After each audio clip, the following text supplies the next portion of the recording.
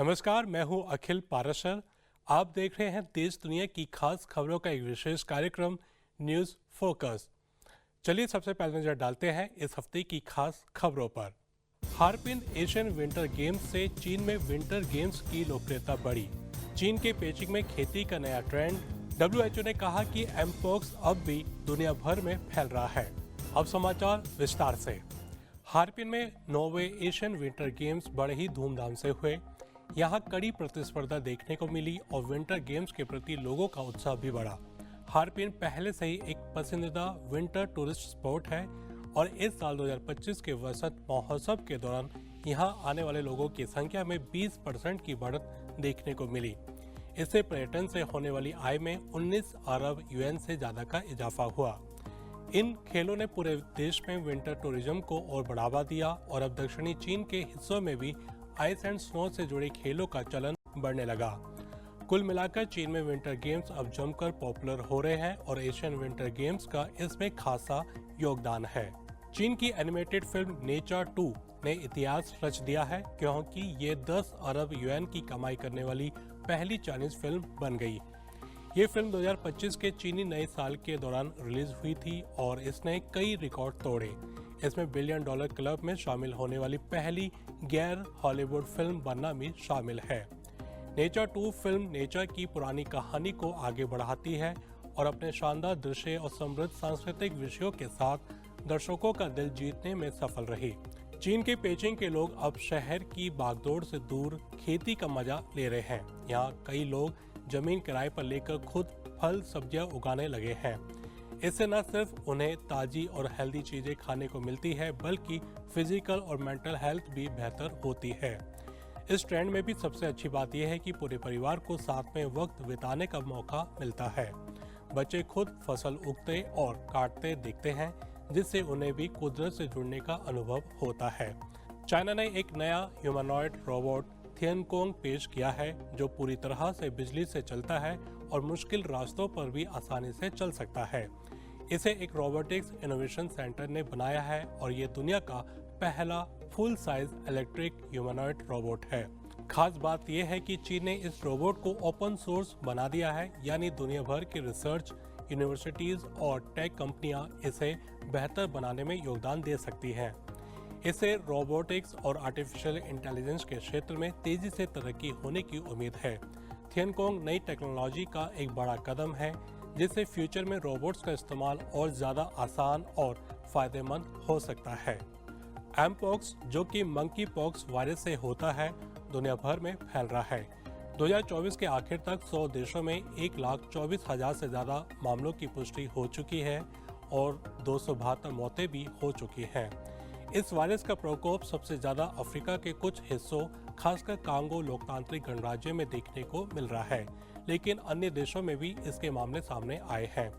Africa के बाहर तो अभी तक कोई मौत नहीं हुई है, लेकिन वायरस का एक बड़ा खतरा बनता जा रहा है क्योंकि कई देशों में ये समुदायों में फैल रहा है। WHO इस स्थिति की कड़ी निगरानी कर रहा है क्योंकि मामले लगातार बढ़ रहे हैं।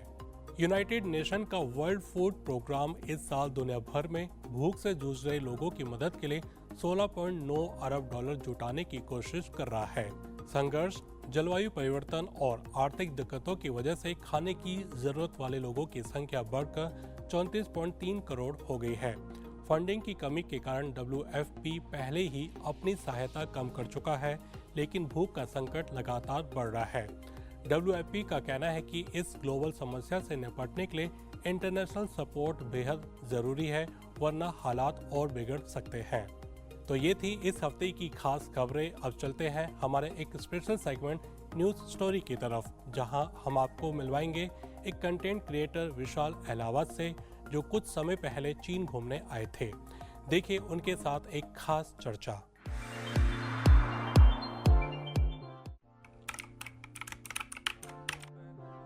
नमस्ते, मेरा नाम विशाल अहलावत है और मैं 8 से 9 साल एक जर्नलिस्ट रहने के बाद पिछले 1 साल से सोशल मीडिया इन्फ्लुएंसर बन गया हूँ। तो मेरा जो बीट है, जो कैटेगरी है, वो ऑटोमोबाइल और टेक्नोलॉजी है, यानी हम गाड़ियों की और मोबाइल गैजेट्स की वीडियो बनाते हैं और पहली बार मुझे चीन आने का मौका मिला है।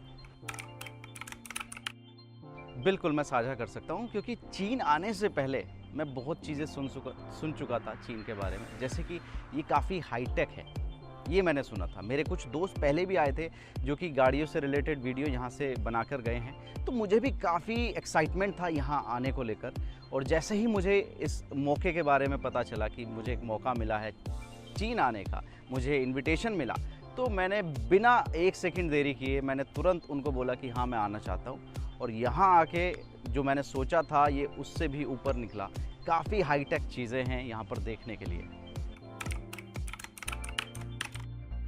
जी, तो चीन को इलेक्ट्रॉनिक कार्स के लिए काफ़ी जाना जाता है। यहाँ पर मोस्टली जो गाड़ियाँ मैंने देखी हैं वो ईवीज़ हैं, जो कि हमारे यहाँ इंडिया में कहा जाता है कि ईवी इज़ द फ्यूचर, यानी ये एक भविष्य है।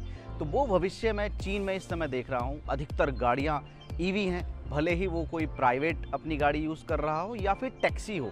तो ये काफ़ी दिखने में मुझे एक रोमांचक चीज़ लगी कि टैक्सी में भी ईवी का इस्तेमाल हो रहा है। दूसरी चीज़ मैंने देखा कि जो कंपनियाँ मोबाइल के लिए जानी जाती हैं वो भी यहाँ पर गाड़ियाँ बेच रही हैं।